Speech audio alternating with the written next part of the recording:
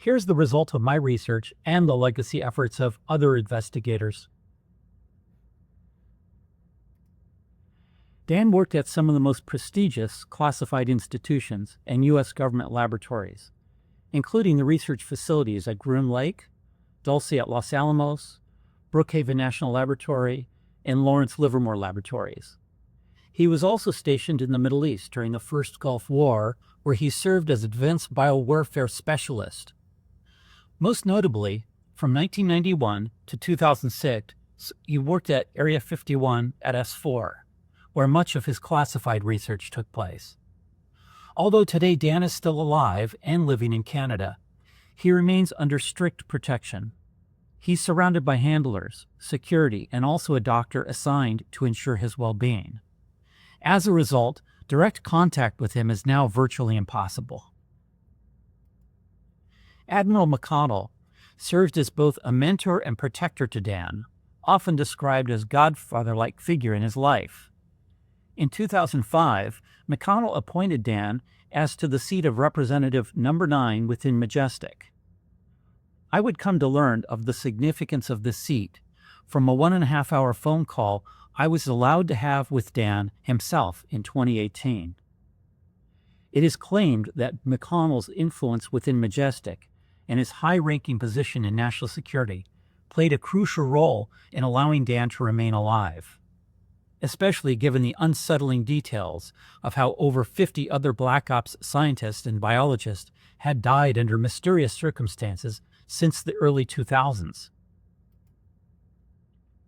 Dan claims to have been a member of the associations listed here, but like many government contractors involved in black programs, his records have been erased, at least from publicly accessible sources. Now I'm going to read something that I think any researcher watching this should take to heart, because I believe it to be true and it's been verified. The erasure of records is a common practice for individuals working on classified projects. It is typically called sheep dipping.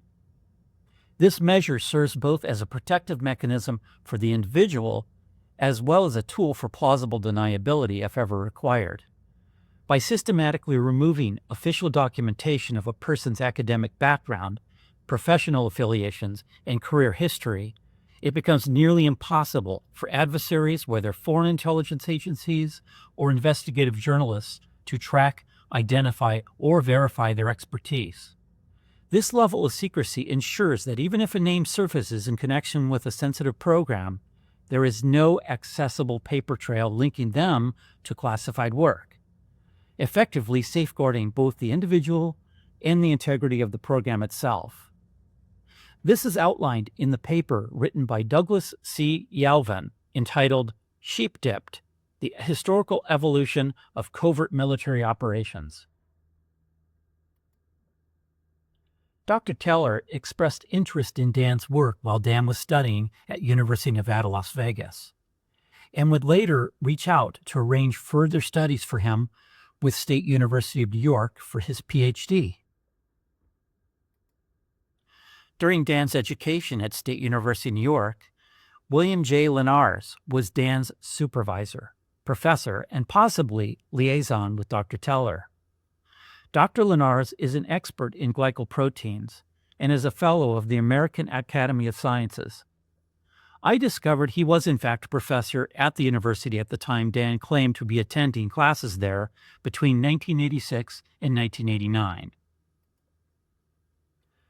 Dr. Nitschke served as the president of academic affairs at the University of Nevada, Las Vegas.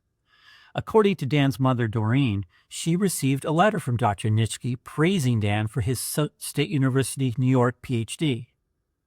My research reveals that Dr. Nitschke was in fact vice president of academic affairs at University of Nevada, Las Vegas, during Dan's attendance between 1982 and 1985.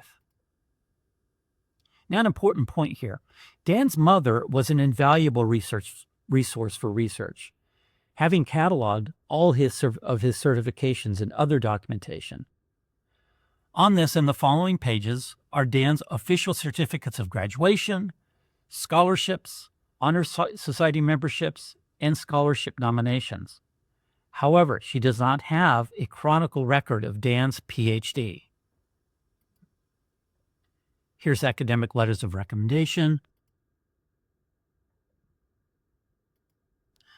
certifications and affidavits, and an affidavit from a former Area 51 co-worker who remembers being with Dan at the time he worked there. And this is a final point that establishes that Dan, in fact, received the education he claimed, particularly his PhD. His doctorate and more is clearly listed in at least 2 of the 4 editions of the Marquis Who's Who journals he claimed to have been entered in. I went ahead and purchased these 2 copies myself. Now, Marquis stands as the gold standard for documenting academic and professional excellence. Inclusion is highly selective, offering credible third-party validation of one's expertise. Dan's listing affirms his achievements and provides undeniable proof against skepticism. And here's just a close-up of those entries in the journal that list all of his affiliations and education. Now, Dan was invited in 2018 to speak at Caltech. Dan and his colleague, Marcia McDowell, spoke at Caltech's infamous Beckman Auditorium about the Lotus Project, their scientific research project at the request of Professor Houman Awadi.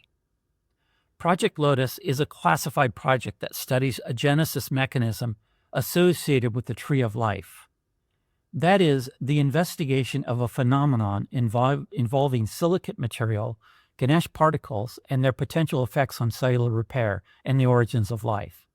The full lecture is still available to watch online. And the invitation to speak at a prestigious institution like Caltech is reserved for the exceptional. And here's just a small list of invited past lecturers.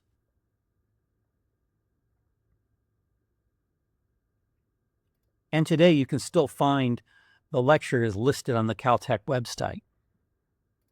And here's some screenshots from the lecture.